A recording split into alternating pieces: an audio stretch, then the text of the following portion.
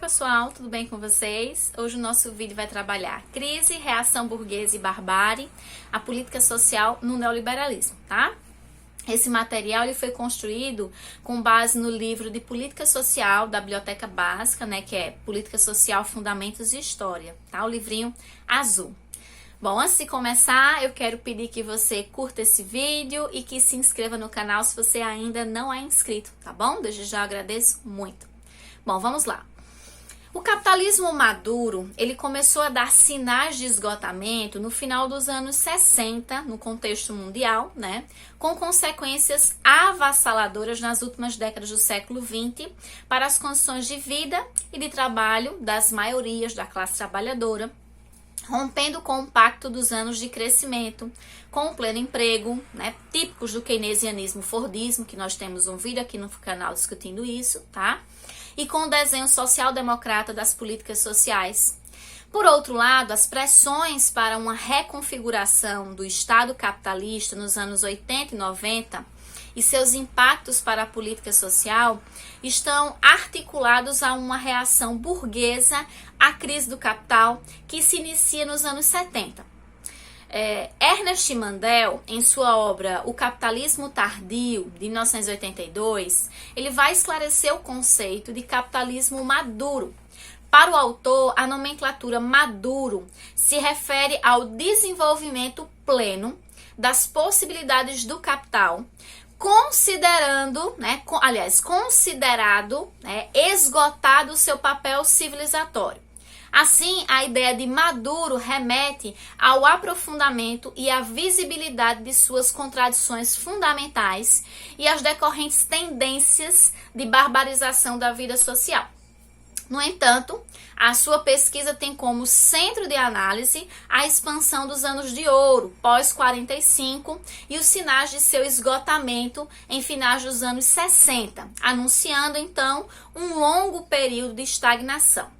Mandel parte do princípio dialético fundamental da crítica marxiana da economia política, de que não existe produção sem perturbações e a perseguição dos superlucros é sempre a busca pelo diferencial de produtividade de trabalho, claro, de acumulação, e como consequência a fuga do nivelamento da taxa de lucros.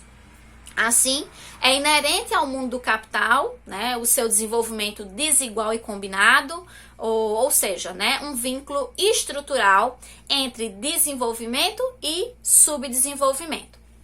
Já em 74, 75, mais ou menos, ocorreu uma crise clássica de superprodução, que repercutiu no agravamento do desemprego, né, pela introdução de capitais intensivas e poupadoras de mão de obra, né, a tecnologia, por exemplo, altas de preços das matérias-primas mais básicas e fundamentais, a queda do volume do comércio mundial e um poder de barganha razoável dos trabalhadores empregados, advindos do ainda recente período de pleno emprego no capitalismo, né, no capitalismo que se situou no capitalismo central. E todos esses elementos estão na base, né, da queda da demanda global e da erosão inexorável da taxa média de lucros no capitalismo. O capitalismo, então, administrou a crise no início dos anos 70 com o auxílio do Estado, considerando esse Estado como uma almofada amortecedora anticrise. A crise, nessa perspectiva de análise, tem a função objetiva de constituir-se como um meio pelo qual a lei do valor se expressa e se impõe. Ela é a consolidação de dificuldades crescentes de realização da mais-valia socialmente produzida, né, o que gera superprodução associada à superacumulação. Bom, já nos anos 80, entra-se num novo período com a ascensão dos neoliberais conservadores nos Estados Unidos e na Inglaterra e o desencadeamento de políticas que já não visam mais sustentar a demanda, mas exclusivamente restaurar o lucro.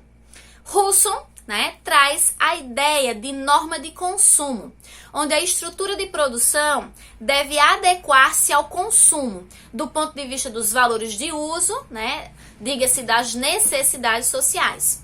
Ele afirma ainda que se deve pensar a reprodução do capital, considerando a formação do lucro e o modo de reconhecimento e satisfação das necessidades sociais da população.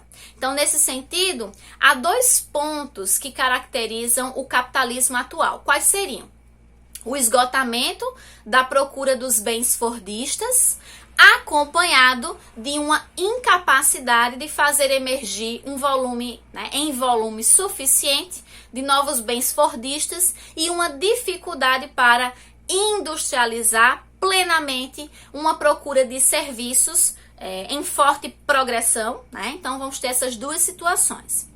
A acumulação capitalista, então, não depende exclusivamente de sua capacidade de assegurar condições de reprodução, mas também de se orientar, para esferas portadoras de altos ganhos de produtividade. Ao fazer um balanço do neoliberalismo, Anderson afirma que esse surgiu logo após a Segunda Guerra Mundial como uma reação teórica, ao Estado intervencionista e de bem-estar, e que suas premissas estavam elaboradas originalmente no texto do Friedrich Hayek, né, O Caminho da Servidão, que é uma obra que foi publicada em 1942, né, que tinha o propósito de combater o keynesianismo, né, e a lógica do keynesianismo e do solidarismo reinantes e preparar as bases para outro tipo de capitalismo duro, livre de regras no futuro, né, que é o neoliberalismo. Enquanto no plano internacional desencadeava-se a reação burguesa, no Brasil nós vivenciávamos o contexto da ditadura militar pós-64, que vivia a expansão do Fordismo à brasileira, né, por meio do chamado milagre brasileiro. Bom, no Brasil, da conhecida frase ame-o ou deixe-o, os mecanismos do neoliberalismo são introduzidos sem o pacto social-democrata e sem os consensos dos anos de crescimento na Europa e nos Estados Unidos, e com uma redistribuição muito restrita dos ganhos de produtividade do trabalho, mas, né, que ampliou o mercado interno, embora aquém das suas possibilidades, e que alimentou, né, o sonho do consumo da casa própria, dos filhos estudando, enfim. Houve a intensa internacionalização da economia brasileira, que se aproveitou da necessidade imperiosa do capital de restaurar as taxas de crescimento dos esgotados anos de ouro, né, que são os anos do welfare state, que aconteceu no âmbito europeu.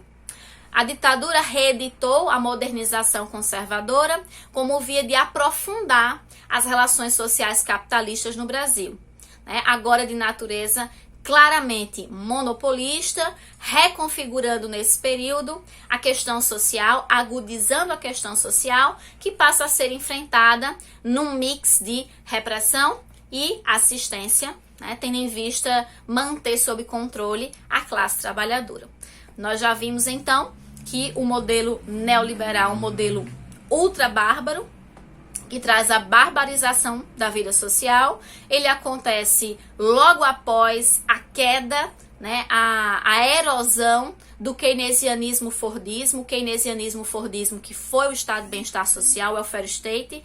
Quando o keynesianismo-fordismo entra em crise em 79, surge o advento do neoliberalismo no mundo, que é essa versão mais brutal, mais bárbara do capitalismo que nós conhecemos até hoje e que vai ter como documento-chave emblemático, como eu citei no interior da aula, né, anteriormente, eu citei o livro O Caminho da Servidão, do Hayek. Ele é a Bíblia do neoliberalismo, né? Então, nós entendemos essa perspectiva e que no Brasil O neoliberalismo surge sem a mediação do keynesianismo-fordismo, porque no Brasil nós não tivemos um estado de bem-estar social, né? Nós não tivemos um welfare state. Então nós não tivemos essa mediação. No nosso caso, o processo foi bastante abrupto para ingressar no neoliberalismo, que no caso brasileiro aconteceu nos anos 90, né? No mundo em 79 e no Brasil nos anos 90, né? Mostrando que o neoliberalismo ele traz uma perspectiva muito dura, né, de barbarização da vida social, como eu citei anteriormente. Bom, gente, é isso, um pouco da nossa discussão. Eu espero que vocês tenham gostado. Por favor, façam a leitura do livro, né, que eu estou indicando. Se eu não me engano, é o 3º capítulo do livro que eu estou discutindo aqui, então é muito interessante. Aprofundem a discussão através dessa leitura, isso é muito importante, tendo visto que é uma discussão muito complexa e muito longa, tá bom?